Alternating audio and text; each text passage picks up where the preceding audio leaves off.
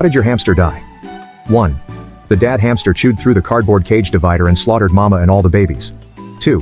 One hamster was on the wheel and the other got stuck under it, and the hamster on the wheel must have gone at it for over an hour and made the other a pancake. 3. It went missing and we couldn't find it, so we assumed it had died somewhere. Oh, it was dead all right. Behind the TV it had chewed through wires and electrocuted itself. 4. Too much banging and also due to my negligence. I had a pair, male and female, and I was so happy when I bought them since I found out they could mate. I was young and naive, I was intrigued. So, soon I had 8 hamsters in total. Turns out the first male I had was very territorial, so he fought with the other males and I had to separate them, so it was now 1 male to every 5 females and they all kept doing each other. I went from having 8 hamsters to 33 hamsters. After a few months I had not seen the male anywhere around. I started to clear everything because it was getting out of hand and my parents were getting pissed. I soon found out the lone male had died.